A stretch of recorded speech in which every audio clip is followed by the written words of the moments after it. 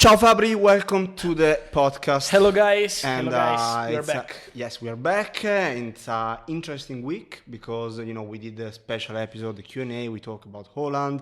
We're gonna talk again about him, and we have other interesting news and Yes. also Champions League coming up. Here we go.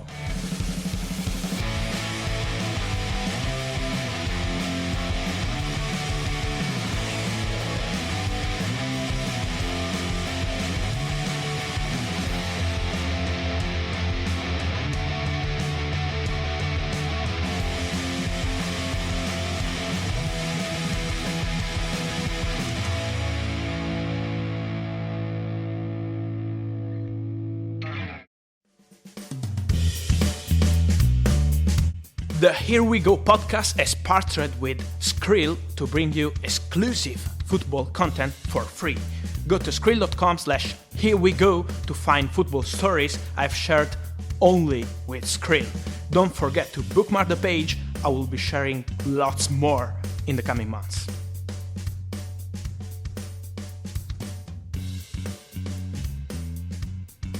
Okay, and let's start again with the man of the moment, of the year, of every episode basically. What a Because, player. Yeah, he's the alien, of course. We're talking about Erling Holland.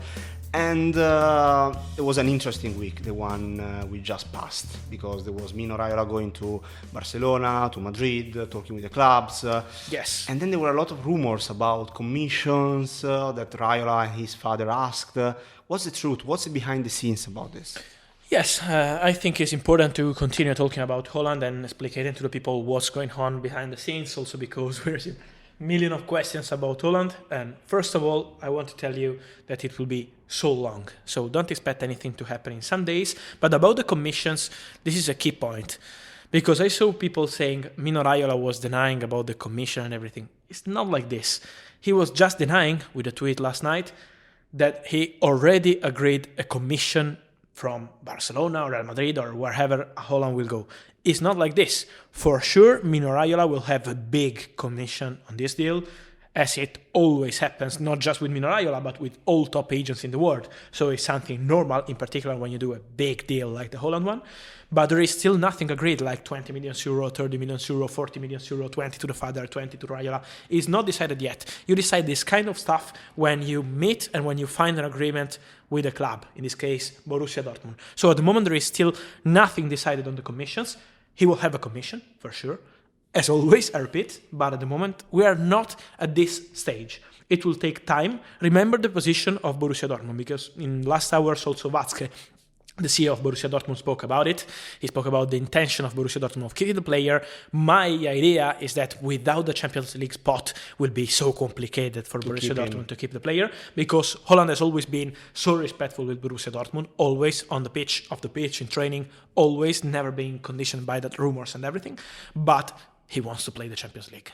His habitat is the Champions League. So he wants to play the Champions League. And that's why my feeling is that without the Champions League, Holland could leave this summer. But about the commission, there is still nothing agreed with me. Also because, as you said in the last episode, we are talking about initial talks. So Yes. basically it's just starting to talk with the clubs, to understand the projects, the ideas behind the clubs and Holland. So we are not there yet. Yes. It will be No one weeks. just said, okay, we are offering 100 million euro, 150, or with add-ons or everything. It's not at this stage. They are just meeting. That's it. And understanding what's going on with club by club, what is the project, who will be the manager, what the club wants to do in the next 5 years, what kind of role Holland will have in these clubs, and more. I would say key role in any club he will go. Because But, obviously, if you go to Real Madrid, what happens with Benzema, for example? Exactly. So you have to talk with any club and let's see what happens. Yeah, true. That's why they're meeting.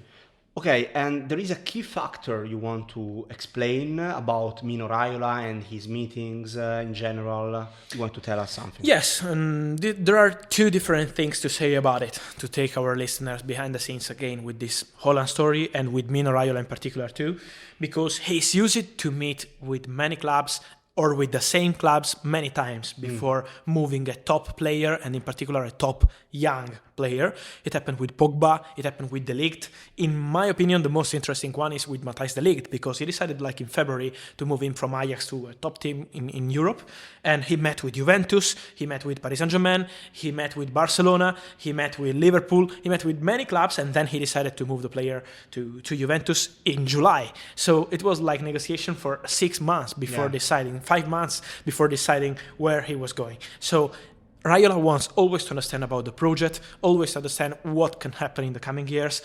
If he has to include a release clause also in the next contract for Erling Haaland, because the better release clause is valid from 2022 and not this summer, as we know. But in the next contract with a top club, he will have a release clause. It's a possibility, we will see. But remember that Raiola is always thinking to the future and not just to the present. That's why he wants to talk with many clubs. And another key factor is about the player, because also Haaland is so careful about where I'm going to play. Because, a lot of players could say, okay, I have Barcelona or Real Madrid or Manchester City or this kind of clubs. Okay, I decide for a club and finished. I spend like 5 minutes. I love, this club because of the history or because of the project. No, Haaland is different. Also, when he had the opportunity of joining Juventus, it was 3 years ago, it was a huge opportunity because Juventus were pushing. They wanted him to go on loan or to their under-23 team. And imagine that Haaland was on the stands of the stadium of Juventus with his agent looking at the match, because he was talking with Juventus and looking at the training ground and everything of Juventus. So he was really close. But then when he understood that Juventus were not planning to have him in the first team immediately, he said, okay, I prefer to go to Salzburg and playing there. And then it was a smart strategy. Yeah. But another young player would have said, okay, I go to Juventus because of the history, because it's the best club in Italy, and then one of the best in the world. He wouldn't play it. Yes. So that's why Haaland also, not just Raiola, but also the player and his father, who's a former football player, so he knows how it works in football. They want to be careful and decide with calm. So they will take time, they will take some weeks, and not expect anything to happen like in some days for Erling Haaland. Okay, and I think the most interesting one is the one about De Ligt, the one you just talked about, because De Ligt, the idea of the release clause, I think it's super interesting, because he went to a top club, because Juventus is one of the top 10 clubs in Europe for sure in the last 10 years, and still he has a release clause, because he still has a release clause, and it will be valid in 2022 exactly. And yes, and we have to say that it's basically the same situation of Haaland. Obviously, it means that Mino Raiola also, when he moves player to top clubs, he always wants some release clause. Obviously, not always, because, for example, Pogba doesn't have any release clause, or Donnarumma in this case, but many times he's trying. So, yes, De Ligt has a release clause. It's 150 million euro, around 150 million euro. Mm-hmm. It will be valid, as we said, not this summer, but the next one. Let's see, because I see a lot of rumors about many clubs for De Ligt, but my personal feeling, talking also with people around Juventus, is that they are rebuilding with young players, with Chiesa, with McKennie, with Szczesny, with many others, but with De Ligt as a key player. So I don't expect Juventus to sell De Ligt if they don't receive an enormous bid this summer. And talking about Haaland, because of course there were interesting words in the last weekend, especially from England, let's say, and especially from Pep Guardiola, because when he was asked during the press conference about a potential new striker after the departure of Kun Agüero, he basically said, we are not going to buy top strikers. It's very likely that we are not going to buy big strikers, important strikers, because of the financial crisis, because it's very difficult in this moment. So basically he said that it's possible that they will not buy a striker in the summer. First point, Pep Guardiola is one of the smartest person in football, and not just in football, in sports, I would say. So we're talking about a smart guy, and not just one of the best managers in the history of football. So he knows what he says. But in this case, he's working for the club more than for himself. Because normally one manager could say, okay, I want this player, I want to sign top players, and it's normal. He's working for the club because he's saying, okay, also when we talk, usually also on the papers or in the press or in the TV, they always say, okay, Manchester City are trying for Kane, are trying for Lukaku, are trying for Haaland, 150, 120, 180. Never considering the situation of the pandemic, and also Manchester City had some problems with it. So they are so rich, but they had problems with it. So that's why Pep is saying, okay, I try to understand what's going on behind the scenes, okay? Is talking with people around this, we want a striker. We need a striker because Aguero is leaving. So Manchester City will try to look at the market for a striker, but they won't spend 150, 180, 170 million euro on a single player. They want to say, okay, if we can have negotiation with good or imported strikers for the right price, it's okay. If you want to use Manchester City just because, we are so rich and we are spending money, this summer we're not going to do anything crazy. So it will be so long also for Manchester City, but it will be a smart market. And so if they will have some opportunity, they will sign a striker. Yeah. If they will continue with this kind of prices, because Guardiola was saying, with these prices, we can't do anything. So that's why it's the price the key. If something will change with some of this player, for sure Manchester City will try in the summer. To be honest, my personal feeling, I will be surprised if they don't buy a striker in the summer. Yes, probably. But it depends by the prices, because I say many times about Harry Kane, it's complicated to sign. Also, when on the papers we had Harry Kane, Manchester City, new bid, everything. It would be complicated to talk with Daniel Levy and spend 150 or 180 million euro on Harry Kane. And the same for Lukaku. He's having great times with Inter, with Conte leading the Serie A, close to win the Scudetto. And they won't sell Lukaku. They spent like 70, 75 million euro to sign him. And he has a two incredible season here in Italy. So it will be so difficult to sell a player for 80. They want like 120 or 130. And it will be so complicated. So that's why I say that the price is the key for Manchester City. And just to complete about Manchester City, I won't say only Lukaku, only Kane, and only Holland in the list. Keep an eye also on other potential players. Because, I don't know, I can't mention anyone, but keep an eye also on other potential strikers, because, when you can't spend 150, for example, you can try to look for some good opportunity for, 70, 80 or something like this. Okay, you mean in general? Yeah, I agree with that. Yeah, sure. Yeah, so don't stay only with these three names, because I always see Manchester City fans saying or these three or nothing. Exactly. They have also some other potential options. Why not? Also because, there are other players. Also, Guardiola is one of the best ones to adapt also his style to other kind of players, so he can maybe go for a different kind of player that also can play as a striker. Yes. And Nuno Mendes, about him, is still in the list for Manchester City? Yes, it's a good left back. As we said, Manchester City are looking for a left back in the summer. We mentioned Nuno Mendes some weeks ago, and I can say again that they are in talks with people around Nuno Mendes. They have to decide about the price, because Sporting always asking 70 million euro of the release clause. And imagine, if you can spend 150 million euro on Holland, you won't spend 70 million euro on a left back. So Nuno Mendes at the moment is not coming for this fee, but for sure he's considered an interesting talent. So Manchester City are always in contact with people close to him. They are not the only club, because also other clubs are considering him as an option, but Manchester City are keeping the contacts, and let's see what they will decide, like in May, in June, when they will decide for their market strategy. Okay, we mentioned about Borussia Dortmund's strategy for the summer. We talk about Holland, of course, but there is also a situation of Jadon Sancho, who will evolve probably in the next weeks, month. I think Watzke has been honest in the last days, saying, okay, if an exceptional bid will arrive, we will consider it. And for Jadon Sancho, we always receive questions, and Manchester United fans know that, as I said last summer, he was really one step away from joining Manchester United. But what we have to say is the key this summer will be the price. I said about the Champions League for Holland, but it will be the same for Jadon Sancho. So we have to respect Borussia Dortmund position. They want to keep their best players, but the price will be the key. I think that for 120 million euro would be complicated to move Jadon Sancho this summer. But if they will change the fee for a lower price, I don't know, like 80 or 90 or something like this, many clubs would be interested. So also for Jadon Sancho will be an interesting summer, I'm sure. So it will depend on the price will be the position of Borussia Dortmund. Yes, and also for Manchester United. If the position of saying 120 or nothing will be difficult. Yes, but I think it could be different this summer. Okay. And also Manchester United are waiting. When they ask, Manchester United are working to sign Sancho. In this moment, no. They have contact with the agents. They know them. They know the player. They know Borussia Dortmund board. So they don't need to start anything. They have like everything always in contact.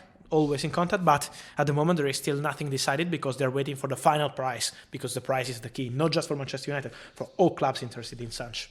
And would be so interesting to see that. And also regarding the goalkeeper of Manchester United, because there are a lot of rumors in this moment about the situation of De Gea and what will happen. And So what's happening with the situation of goalkeeper? Yes, at the end of the season, so immediately after, like at the end of May, they will take a final decision. So when I mean when I say they, I mean Ole, I mean the board. They will meet and they will decide about De Gea or Dean Henderson. So at the moment they are like having a competition to be the first goalkeeper of Manchester United, but at the end of the season they will go with the final decision.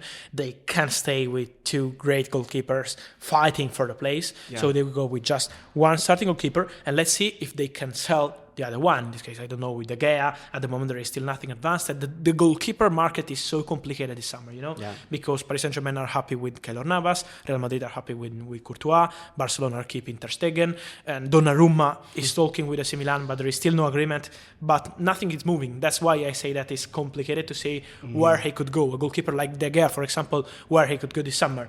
We will see. But at the moment, Manchester United say that they are still waiting. They are expecting two great goalkeepers like Henderson and De Gea, but they will decide at the end of the season.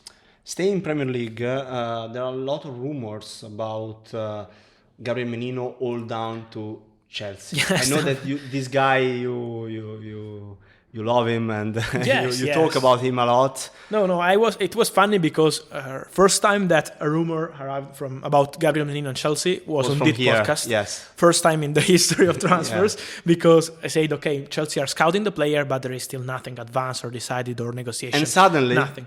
And from Brazil, yesterday night, someone said it's a done deal between Palmeiras and Chelsea for Gabriel Menino. I started to receive a lot of questions, a lot of Chelsea fans asking, and now they're saying that I'm not correct because I said that I don't know anything about Gabriel. But the first time I spoke about Gabriel was here. So remember that that's how we started. So what's the situation? But the situation is that there is nothing agreed, nothing advanced, and not even negotiation at the moment, So scouting a player is one thing, signing a player is another thing. And I want to say that Atletico Madrid are not signing Gabriel Menino.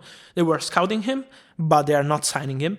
Chelsea are looking at him. He is a player appreciated, but there is nothing advanced, no negotiation advanced with Palmeiras, and also the agents of the players are waiting. But keep an eye on this guy because he's really an interesting talent, and the price will be around 20 million euro. If something will change, Chelsea fans, I will be happy to tell you. But keep an eye also on other clubs, because many clubs are interested on Gabriel Menino, and not only Chelsea. Okay, we'll be back and we will talk about a lot of interesting names, about Wijnaldum, about Duvan Zapata, about Dybala, Ibrahimovic, and more. Yes.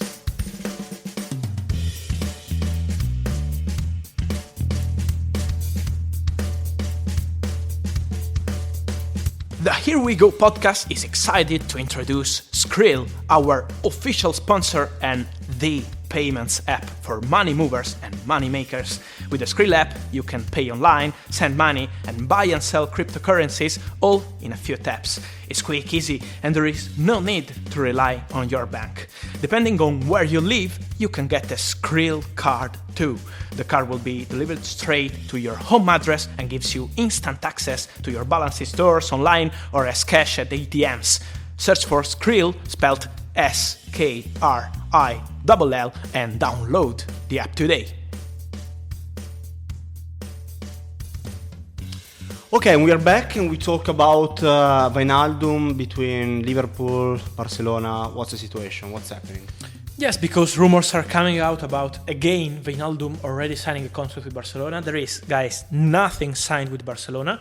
Contacts, yes, because Ronald Koeman is a big fan of Wijnaldum, as of Depay. He wanted both of Barcelona last summer. But at the moment, there is nothing signed with Wijnaldum. Barcelona people are talking with people close to Wijnaldum. Mm-hmm. They are interested, but is not signed yet. And the last proposal from Liverpool for Gini Wijnaldum was 3 years of contract with the same salary he has right now. So keeping with the same contract for 3 more years. Let's see what he will decide. Mm-hmm. But at the moment, still negative feelings and waiting for the final decision. That's the for same Gini offer he had at the end of last year, basically. Yes, it's the same. They are trying to work also about the years because he wasn't happy with the years. They are trying with 3 years for, if I'm not wrong, I think he's 29 or 30. But let's see what he will decide. But at the moment, there is nothing signed with Barcelona. Interest, yes. Contact, yes. Signed, nothing. Okay, talking about Barcelona, Paris Saint-Germain, because are clubs that we are mentioning all the time, there are still a lot of questions about his future. the situation of the contract. There were Something some about rumors, Barcelona, exactly, yes. about Barcelona. What do you have to say or want to say? I want to be honest with you. As of today, I have the same info I had 2 or 3 weeks ago. Neymar is really close to extend his contract with Paris Saint-Germain. He has like a verbal agreement. They are discussing about last details like bonus and Champions League bonus, we say about it. So they are discussing about the last details, but the contract is ready for Neymar. Then signing the contract, let's see when it will happen. But at the moment, I don't have anything like saying, okay, Neymar has changed his position. So Paris Saint-Germain are waiting for Neymar to sign the contract, but at the moment, I have nothing like saying, okay, he's changing his mind or something like this. So always in the same way, Neymar is close to extend his contract with Paris Saint-Germain. And talking about contracts, there is an very interesting talent whose contract expires in 2022. Yes, right. And talking about Paris Saint-Germain, we many times mention about contracts and Mbappe and Neymar, obviously top stars. So but also others. Yes. But they also have an interesting talent. There is Xavi Simons, midfielder. We spoke many times on the podcast about him because he's really an interesting one. He was growing up in La Masia with Barcelona, then he moved to Paris Saint-Germain. His contract is going to expire in 1 year, in 2022, and that's why Paris Saint-Germain in the coming months will open negotiation also to keep Xavi Simons, because they are convinced they could be one of the best future midfielders if he will develop. Obviously, he's so young in Europe. And he's also under the radar of Mino Raiola, if I'm not mistaken, or not. Yes, it's not official. Not but official, but in the when it will be official, maybe in the future. Anyway, talking about, let's go back to the Premier League, because there are a lot of questions about Arsenal and what they will do with the right back and left back position. What's happening? Yes, we have to say that for the right back, we mentioned many times about this idea of trying for a right back, and let's see what Arsenal will decide. But they will go for a new right back because there are huge chances of Hector Bellerin leaving Arsenal this summer. So last summer he was like close to Paris Saint-Germain, then they moved to Florenzi and also Barcelona interested. Then nothing was done. But this summer there are huge chances for Hector Bellerin to leave Arsenal if a good opportunity, good proposal will arrive. So Arsenal are preparing for a new right back. Cedric could stay and they could go for a new one, and let's see what they will decide. At the moment, the situation with Lamptey is not going on. Okay. I think they will go for a different one. They were scouting Lamptey, but they are looking for a different right back. Let's see what they will decide. And to say about Arsenal, I see rumors coming from about Duvan Zapata, striker, Colombian striker of Atalanta, because of his interview this week in Italy. He said, okay, I was waking up every morning to look at Arsenal matches. I love Arsenal. I was an Arsenal fan when I was a kid. Okay, but there is nothing between the two clubs, so it's normal for a guy to be fan of a club, but there is nothing. So at the moment there are no talks between Arsenal and Atalanta for Duvan Zapata. And imagine Atalanta won't accept less than like 45-50 million euro. Last summer they refused from Lyon an approach for 40 million euro. Yeah, and Atalanta is a place where there are amazing talents. If I think also about Muriel, who is a player that also La Liga fans know him very well. Yes. Serie A fans, of course, because he played many years, and he literally exploded with Gasperini at Atalanta. Yes. So congrats to them, because they're really an example and point of reference for many clubs. Yes. And talking about Tottenham, many fans ask about the situation of Paulo Dybala, because he's a player that he was also in talks with Tottenham. When was it? 2 years ago now. Yes. The summer of Romelu Lukaku. I never forget the summer. Yes. And his contract is expiring in 2022. So I want to say that Dybala is leaving Juventus. Okay. I want to say that Dybala... You leave it like here. Yes. I say my personal feeling. This is not the news, but because the news is no agreement on the new contract, still negotiating by like 2 years and no agreement. Okay. But my personal feeling is that Dybala is leaving Juventus this summer, just because he's not playing. Yes. He's always injured. Yes. He had a lot of problems. Obviously, we're talking about injuries, so I love Dybala as a player and I hope he could play football, but this season he was not playing. Also had a lot of problems outside the pitch because what happened in the last days with the party of Weston McKennie, with Arthur and with Dybala was something terrible. Imagine in Italy we are still in lockdown and they were like together having dinner and this kind of things that is crazy. So Juventus said... Especially for a club like Juventus, who, you know, they're always strict with rules and, you know, Juventus, historically speaking, are a club where you have to follow the rules. Point. Yes. So and this is something, I think that they will try to find a solution for Dybala. Keep an eye on swap deals. Keep an eye on potential bids this summer. I don't know if it will be Premier League. Tottenham fans are always asking. I don't know what happens because at the moment there is nothing.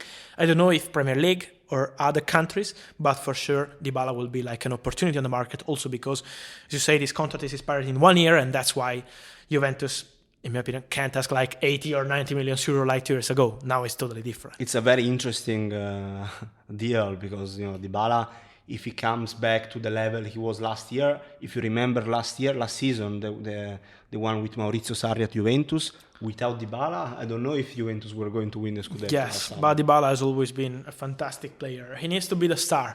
In my opinion, he was destroyed when Juventus decided to sign Cristiano Ronaldo. Yeah, mentally. He said, okay, we have Ronaldo, and it was the same with Higuain. So he has always another player that is a star, and he needs to be important in a club. That's it. Remember that when Roberto Mancini really wanted him at Inter Milan, he was... not close, but he was in talks with Palermo back in the days. One day we have to do an episode about Palermo and how many players they discovered. With Zamparini president. With Zamparini president, yeah. I don't know if he speaks English. It's a bit crazy, yes. Anyway. Okay, we'll be back after and we will talk also about... Ibra. David Alaba, Ibra. The king. The Here We Go podcast is partnered with Skrill to bring you exclusive football content for free. Go to skrill.com/herewego to find football stories I've shared only with Skrill. Don't forget to bookmark the page. I will be sharing lots more in the coming months. Okay, and to finish this episode, we have a few other things to say, and one very important, I would say, in my opinion, with Zlatan Ibrahimovic.